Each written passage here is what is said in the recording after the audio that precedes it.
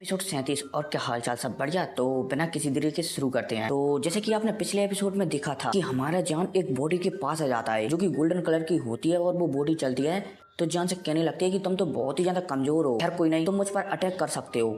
अगर तुमने मेरे डिफेंस को तोड़ दिया तो मेरी बॉडी तुम्हारी हो जाएगी। हमारा जान भी हमें सिर हिला देता है कि ठीक है, अब यहाँ पर आया हूँ तो इस बॉडी को भी अपने साथ रख ही लेता हूँ। अब जो सामने वाला बंदा जो कि डाउडी के 9 स्टार पर जिंदा रहते था ना, वो चलता है तो अपने डिफेंस बना लेता है। हमारा जान चलता है तो अपनी तलवार को निकालता है और जो गोल्डन ड्रैगन ने उसे टेक्निक दी थी ना तलवार वाली, उसका 7वां लेयर इस बॉडी ने जो कवच बनाया था ना उसके ऊपर कर देता है। अब जब हमारी जान का अटैक इस बॉडी के कवच से टकराता है ना तो भाई इस कवच को कुछ भी नहीं होता। जान भी हैरान हो जाता है कि इस कवच को खरोंच भी नहीं आई। इतने में गोल्डन ड्रैगन की स्टोरेज अंगूठी से आवाज आती है कि जान ऐसा करो, तुम अपनी 3 मिस्टीरियस चेंजिंग बोला जाए तो जियो कबीले के ब्लड लाइन को एक्टिव करो, टेंटू को रिलीज करो। अब जैसे ही हमारा जान गोल्डन ड्रैगन की बात सुनता है ना तो वो जियो कबीले के टेंटू को बोला जाए तो 3 मिस्टीरियस चेंजिंग को एक्टिवेट कर देता है और एक्टिवेट करते ही जो भी मतलब कि हमारे जान के माथे पर चिन्ह वगैरह था ना वो पड़ जाता है। अब जैसे ही हमारे जान के माथे पर एक चिन्ह आता है ना तो ये गोल्डन बॉडी जो डिफेंस बनाई थी वो हैरान हो जाती है कि जियो कबीले का मेंबर ये भला यहाँ पर कैसे आ सकता है। ये चलता है तो तुरंत अपने डिफेंस को तोड़ देता है और जान के पास आकर उस जियो कबीले के निशान को गौर से देखने लगता है। वो समझ जाता है कि ये जियो कबीले का ही निशान है। गोल्डन बॉडी चलती है तो यहाँ पर हमारे जान से पूछने लगती है कि लड़के तेरे पास ये जियो कबीले का टैटू कहाँ से आया। इतने में गोल्डन ड्रैगन की आवाज आती है कि जान इसे सब कुछ सच बता दो। जान चलता है तो सामने जो गोल्डन कलर की बॉडी थी ना सबको सच सच बता देता है कि मैं नीचे रियल में से बोला जाए तो डाउ की वर्ल्ड से आया हूँ। यहाँ पर एक गोल्डन कलर की बॉडी चलती है तो मना करने लगते है कि नहीं, तुम डाउडी वर्ल्ड से नहीं आ सकते क्योंकि वहाँ पर तो डाउडी की बिल्कुल है ही नहीं, तो भला तुम गॉड लेवल बनने के बाद यहाँ पर कैसे आ सकते हो। जान चलता है तो फ्लेम एम्पर और सब कुछ बता देता है। इतने में यहाँ पर गोल्डन ड्रैगन प्रकट होते हैं। अब भाई साहब जैसे यहाँ पर गोल्डन ड्रैगन प्रकट होते हैं ना तो यहाँ पर जो गोल्डन बॉडी थी ना वो पूरी बात समझ जाती है क्योंकि गोल्डन ड्रैगन को ये बॉडी भी बहुत ही अच्छी तरह से जानती थी कि गोल्डन ड्रैगन इतने ज्यादा पावरफुल है। ये गोल्डन बॉडी चलती है तो तुरंत हमारी जान से कहने लगते है कि लड़के अब तुझे कोई भी जरूरत नहीं है मेरा डिफेंस तोड़ने की। अब यहाँ पर हमें थोड़ी सी जियो कबीले और जो गोल्डन कलर की बॉडी है ना इसकी बैक स्टोरी बताई जाती है कि ये जो गोल्डन कलर की बॉडी वाला बंदा है ना ये इसी बोला जाए तो अपर दुनिया में ही पैदा हुआ था और जो डाउ शेंग के 8 स्टार पर पहुंच गया था, लेकिन फिर इसने अपनी कड़ी मेहनत की और कड़ी मेहनत कर कर कर कर कर कर डाउडी के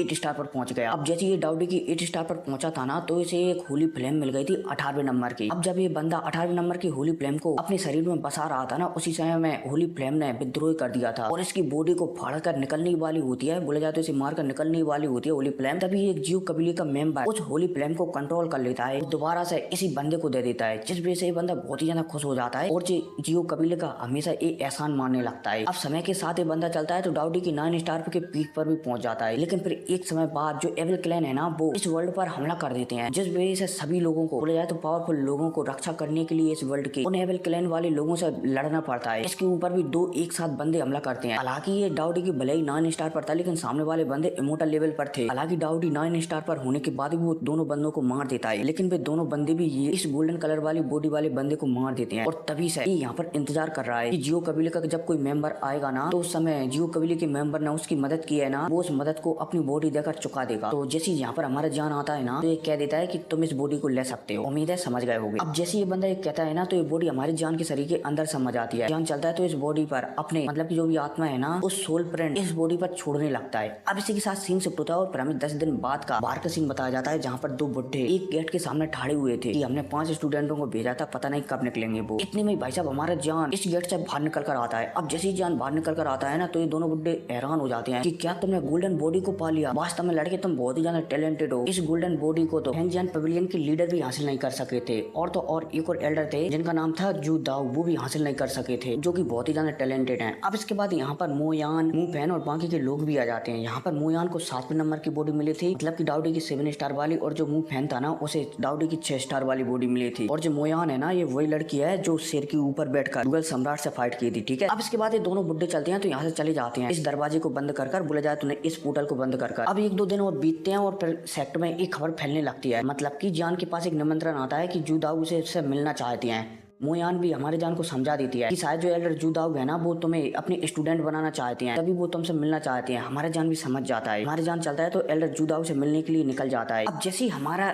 जान एल्डर जू दाऊ के कमरे में पहुंचता है ना तो उसे पावरफुल पूरा महसूस होने लगता है। इतने में जान की जो इमोर्टल बॉडी बोला जाए तो गोल्डन बॉडी थी ना वो अपने आप बाहर निकल जाती है। अब जब एल्डर जू दाऊ गोल्डन कलर की बॉडी को देखते हैं ना तो वो अपना सामने सिर हिलाते हैं कि सच में इस बच्चे ने गोल्डन कलर की बॉडी को अपने कब्जे में ले लिया है। और मेरे ख्याल से ये बॉडी है ना ये एक प्रकार से वेपन है। जैसे हमारा जान डाउडी वर्ल्ड में एक बॉडी को प्रैक्टिस करता था, मतलब की बॉडी वाली टेक्निक थी जिसे हमारी मास्टर ने एक बंदे से सीखा था। अब पता नहीं उस टेक्निक का नाम क्या था, मेरे ख्याल से कोई वैसी बॉडी होगी जिसकी इंटेलिजेंटता अलग होगी। अब पता नहीं ऐसा ही है या फिर क्या है, उसके बारे में अब हमें आगे जानने को मिलेगा। अब जैसे ये बुढ़ा ये देखता है कि जान के पास बोला जाए तो इस लड़के के पास गोल्डन बॉडी है, तो ये सीधा हमारे जान से कह देता है कि लड़के तुम मेरे क्या स्टूडेंट बनना चाहोगे। अब भाई साहब जब हमारा जान ये सुनता है, बोला जाए तो एल्डर जुदाओ की सीधी ऐसी बातें सुनता है, तो वो मना कर देता है कि नहीं, मैं स्टूडेंट तुम्हारा नहीं बन सकता, क्योंकि मैंने पहले से ही अपना एक टीचर बना रखा है। लेकिन गोल्डन ड्रैगन चलते हैं तो कुछ समझ जाते हैं और कह देते हैं कि जान तुम इसे अपना टेम्परेरी रूप से टीचर बना सकते हो। अब गोल्डन ड्रैगन की ऐसी बातें सुनता है तो हमारा जान भी हमें से रिलाते हैं कि ठीक है, तुम्हारा स्टूडेंट बनने के लिए तैयार हूँ। ये एल्डर जुदाओ चलते हैं तो ये भी कुछ समझ जाते हैं और जान से कहने लगते हैं कि बच्चे मैं तुम्हारी बातों को समझ रहा हूँ, तुम चाहते हो कि मैं तुम्हें मतलब कि मैं जानता हूँ ना बैटल फॉर्मेशन, वो मैं तुम्हें बनाना सिखाऊं, तभी शायद तुम मुझे टेम्परेरी रूप से टीचर बनाना चाहते हो। अब भाई साहब जब हमारा जान इस बुड्ढे की ऐसी बातें सुनता है कि वो शायद उसके प्लानों के बारे में जान गया है, तो हमारा जान हैरान हो जाता है। ये एल्डर चलते हैं तो अपनी कुछ बातें बताने लगते हैं कि तुम्हारे पास जो गोल्डन बॉडी है ना, इसे भी मैंने प्राप्त करने की कोशिश की थी जब मेरी पावर डाउडी के 8 स्टार पर थी, लेकिन उस समय मैं इसे प्राप्त नहीं कर पाया था। मैं सोच रहा था कि इसे भविष्य में प्राप्त कर पाऊंगा, लेकिन खैर छोड़ो, शायद ये बॉडी मेरे किस्मत में नहीं है जो कि इसे तुम्हें मिल गई। हमारा जान भी एल्डर जुदाओ की बात सुनकर मुस्कुराने लगता है। एल्डर जुदाओ चलते हैं तो और भी कहने लगते हैं, मतलब कि अपनी दाढ़ी पर हाथ फेरते हुए हमारी जान को बताने लगते हैं बैटल फॉर्मेशन के बारे में, कि जो बैटल फॉर्मेशन होती है ना वो बहुत ही ज्यादा खास होती है। इनकी सहायता से किसी भी पावरफुल बंदे को आसानी से हराया जा सकता है। आज से 1000 साल पुरानी बात है, जब मैं डाउडी के 8 स्टार पर था, उस समय जो जुआन लिन फैमिली है ना, वो मेडुसा ब्लड लाइन को चाहती थी। अब पता नहीं वो क्यों चाहती थी, या ये कहें तो जो जुआन लिन फैमिली का लीडर है ना, वो मेडुसा क्लैन को पूरी तरह से मिटाकर जो जुआन लिन कॉन्टिनेंट है ना, मतलब की वर्ल्ड है ना, इस पूरे वर्ल्ड पर कब्जा करना चाहता था। लेकिन जो 8 पवेलियन बोला जाए तो 9 बड़े बड़े क्लैन है ना, वो जुआन लिन फैमिली को ऐसा नहीं करने देना चाहते थे। इसलिए फैंजियन फैमिली की ओर से बोला जाए तो पवेलियन की ओर से मैं मेडुसा क्लैन की बोला जाए तो स्नेक क्लैन की रक्षा करने के लिए गया था, और मैंने वहां पर बैटल फॉर्मेशन की मदद से जो जुआन लिन फैमिली के पावरफुल बंदे आए हुए थे ना, उन्हें बहुत ही आसानी से हरा दिया था। हालांकि मेरे साथ कुछ बंदे थे जिनकी सहायता से मैंने उन्हें हराया था, लेकिन मैंने उन्हें हरा दिया। अब भाई साहब है कहकर ये बुड्ढा चलता है, जुदाऊ जो खुश होने लगता है। हमारा जान भी इसकी बातें सुनकर थोड़ा सा हैरान हो जाता है कि बैटल फॉर्मेशन मास्टर इस प्रकार से अपनी पावर को रिलीज कर सकते हैं, क्योंकि जो बैटल फॉर्मेशन मास्टर है ना, चलो इसके बारे में बता देता हूँ कि भाई जो बैटल फॉर्मेशन है ना, ये एक ऐसी टेक्निक है जिसमें अपन कई लोगों की टेक्निकों को बोला जाए तो शक्तियों को मिलाकर एक जगह पर एकत्रित कर सामने वाले बंदे पर हमला कर सकते हैं। और हाँ, बैटल फॉर्मेशन मास्टर के बारे में आपको द ग्रेट रूलर में बहुत ज्यादा सुनने को मिलेगा, क्योंकि जो द ग्रेट रूलर सीरीज है ना, हमारा मुचैन भी एक बैटल फॉर्मेशन मास्टर बनेगा आगे चलकर, ठीक है। खैर कोई नहीं, कहानी पर आते हैं। अब यहाँ पर आपस में इनके बीच और भी बातें होती है। एल्डर जुदाओ चलते हैं तो हमारे जान को बताने लगते हैं कि लड़के तुम्हें जुआन लिन फैमिली बहुत ही ज्यादा सिंपल लगती है ना, वो इतनी सिंपल नहीं है। इसके बहुत पुराने राज हैं जो कि शायद पुरानी जनरेशन के लोगों के अलावा कोई भी नहीं पहचानता इन्हें। अब एल्डर जुदाओ चलते हैं तो कुछ पुरानी बातों के बारे में बताने लगते हैं कि जो पहले जुआन लिन फैमिली का लीडर था ना और फैंजियन पवेलियन के लीडर था ना, इनके बीच में आपस में बहस हो गई थी, जिस वजह से दोनों लीडर जख्मी हो गए थे लड़ाई के दौरान। लेकिन जो जुआन लिन फैमिली का लीडर था ना, वो किसी कारण वजह से अचानक से मर गया था। अब इसके बारे में पता नहीं चल पाया फैंजियन वैली को कि किस वजह से मारा, लेकिन उसी वजह से जो जुआन लिन फैमिली है ना, वो हमेशा से ही फैंजियन पवेलियन पर आरोप लगाती रहती है कि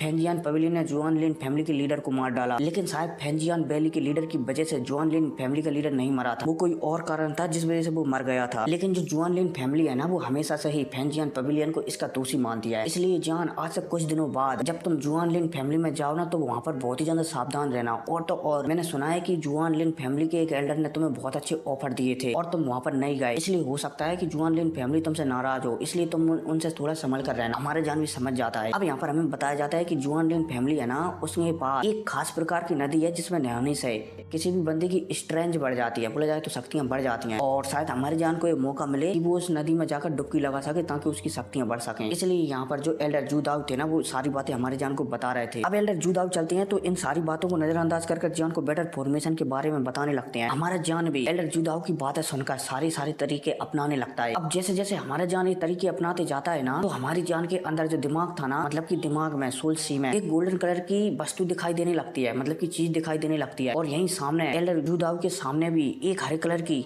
मतलब कि रोशनी दिखाने लगती है। अब इतने में एल्डर जुदाऊ हमारे जान के अंदर कुछ महसूस कर लेते हैं और वो कहने लगते हैं कि क्या तुमने पहले से ही फॉर्मेशन मास्टर की बना रखी है। जुदाऊ हैरान हो जाते हैं। हमारा जान चलता है तो कहने लगता है कि हाँ, एक की है ना, ये मुझे गलती से मिल गई थी। और फिर क्या, इसी के साथ ये एपिसोड खत्म हो जाता है। हर कोई नहीं, जब मिलते हैं अगले वीडियो में, टेक केयर।